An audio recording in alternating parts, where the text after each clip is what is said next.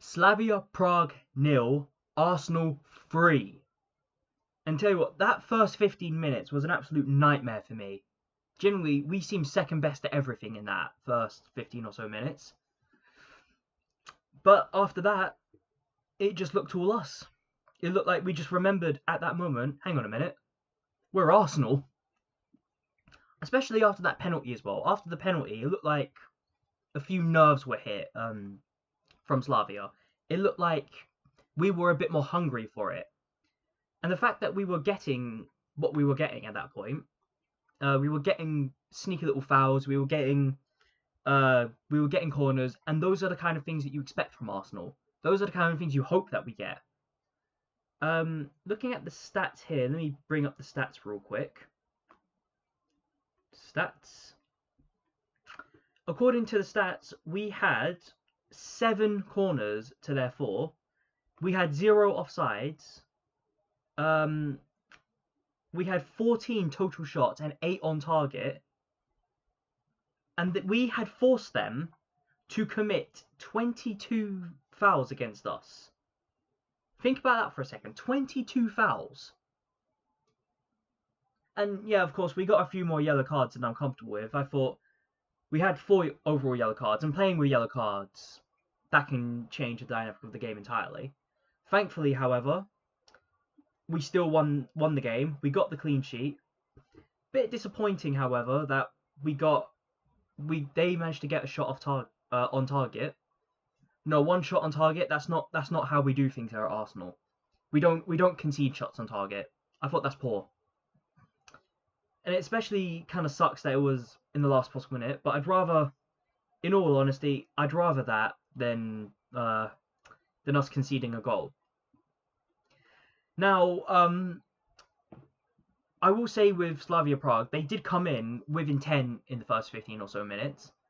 But after the penalty, they were just trying to bully us. And I don't mean, like, play in the game, bully us. They physically tried to start arguments with us. They tried shoving us around. They let the frustration get to them. And let's be honest, you don't win a game of football like that. They were trying to be bullies, and yet they still lost 3-0. And that's the fact. As for our overall play, one thing I did say was don't risk Declan Rice. I thought that was stupid of us to do so. The moment I saw Declan Rice in the squad, I thought, shit, we might actually lose Declan Rice against Bayern Munich. We're lucky that it didn't happen, and to be fair, Declan Rice showed absolute quality in this game. I thought he was one of the best players on the pitch. But even then, still, I thought it was a needless risk. We're lucky we got away with it. Now, I do think that the vast majority of this team were absolutely on it today. There's very few players that I thought were sloppy. Maybe, especially after that first 15 minutes. Maybe in the first 15 minutes, I had a bit of criticism for that midfield, but we sorted it out in the end.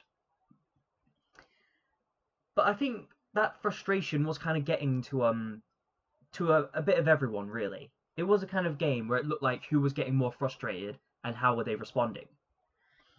And of course, Arsenal in the second half, starting off the second half with a goal within the first minute.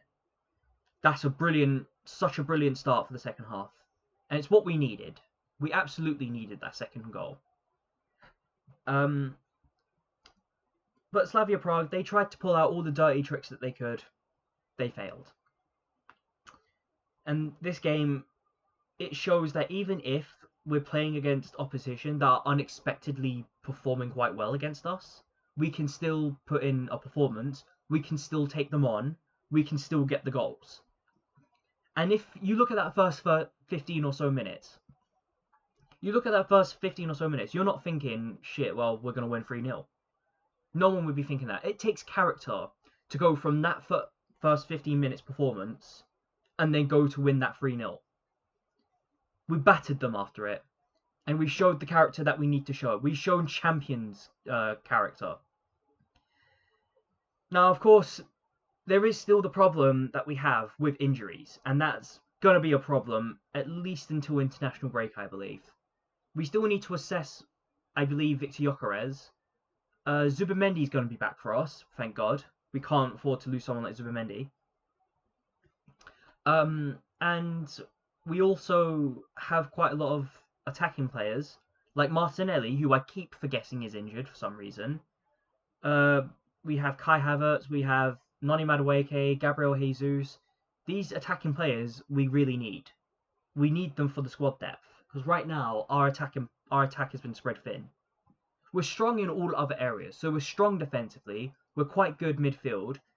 We just can't afford to lose another defender, and this could actually cost us in the long run. Now that said, I do want to try my best to pay attention to the kind of players that might come back, Martinelli and Madueke especially. Victor Gyökeres, yeah, I do want him back, don't get me wrong. And I think with Victor Gyökeres, if he comes back, we're still a little bit more secure in that striking position because we have Mikel Merino. And we've shown Mikel Merino just how good of a header he is. Anyways, moving into our player ratings, I'm going to start off with David Raya. Now, David Raya didn't have too much to ask. Not a lot of questions were really asked of him. But he was there when we needed to be. And this is a very common theme with him right now. He doesn't have a lot of questions asked for him. And that's because of how good defensively we are. But when that question is asked every now and then, he's on it. David Raya, I'm going to give him a 7. Jurrien Timber, he was absolutely phenomenal. I love the way that he defends, the way that he overlaps with Bukayo Saka. He's just got everything. What can't he do? At this point, if Bukayo Saka gets injured, we might actually play Jurrien Timber on the right wing. He's absolutely phenomenal. Jurrien Timber's getting an 8. William Saliba. For William Saliba, he was very strong defensively. His mere presence alone completely stopped a lot of attacks. Not much else to really say about that. I'm going to give Saliba an 8. Gabriel. Now, the one thing that's going to stick out with me with Gabriel is that ever so important tackle that he did in our own box. It was a bit of a risky one, but that's why he's the defender, because he knows what he's doing. He's a phenomenal defender, and today proved it. I'm giving Gabriel an 8.5. Hincapié. For a player that is quite new to starting for us, and he's quite new to the team in general, I thought he did quite good, to be honest. I'm pretty sure his natural position is more of a centre-back, so seeing him in a left-back position, I don't think he had too many problems, really. Hincapié, I'll give an 8. Norgard. Now, Christian Norgard, I did think he was getting a little bit sloppy on the ball on occasion. I thought he was letting the ball go a bit cheaply. I thought maybe he could have done a bit more in certain areas. However, it wasn't really a bad game for him, I don't think. Norgard, I'll give him a 7.5. I'll be nice. Declan Rice. This boy can run. This boy, when he gets the ball, he runs with it. He can take you players on. He can pass around. He can lay the ball on. And he's shown yet again just how quality of a footballer he is. Declan Rice, I'm giving an 8.5. Ethan Nwaneri. I say with Ethan Nwaneri, I don't think he was as good as Declan Rice, but I still think he had a good game. I thought maybe on occasion he could have pushed a bit more, attacked a bit more. Other than that, however, no real complaints. I'm giving it a 7.5. Bukayo Saka, he got of course he scored the penalty. That's already a boost in his rating. And I don't think he had too many troubles taking on his defenders. Maybe every now and then could have crossed it in or made a better pass, but nothing to really complain about. Saka, I'm giving an 8.5. Mikel Merino. Now Mikel Merino, well, he got the 2 goals, didn't he? He got the first goal from his from a volley after a cross from Trossard, who I'll get into later. And the second goal was a header. To be completely realistic, that header that we scored was just a massive mistake from the goalkeeper. But I am taking nothing away from Mikel Mourinho here. Mikel Mourinho, for that alone, plus his defensive abilities in the midfield, I'm giving him a 9, and he is my man of the match. Leandro Trossard, he got that ever so vital assist for the second goal. And in general, I thought he was causing quite a few problems down the left-hand side. Now, when he got subbed off, it did look like he might have been more of a precaution than anything else. We didn't really need a goal at that point, though. Now, I can understand why he was taken off. Trossard, I'm giving an 8. Now, Mikel Arteta, I'm going to say this now, I still don't think playing Declan Rice was the right thing to do. I thought it was a needless risk. Yes, nothing came of it in the end, and we're lucky that nothing came out of it, but we didn't need to risk him. He did also take Trossard off and bring Max Dalman on, and I also noticed that Saka was also playing on the left wing and Max Dalman on the right. I would say that's the right decision, and then after that, the substitutions he made looked like he just needed to get the players some rest. I have no complaints over that. Mikel Arteta, I'll give a 6, just because I don't think he should have started Declan Rice. The fans. Now, the fans, I couldn't quite hear them, but that's more of a compliment to the Slavia Prague fans, who were loud all game. And as such, because I couldn't hear anything, but I'd imagine that they'd be supporting quite well, I'm going to give them an 8, just because I can imagine after seeing your team win 3-0, you're going to be massively supportive. But also a fair credit to the Slavia Prague fans as well. And finally, the referee.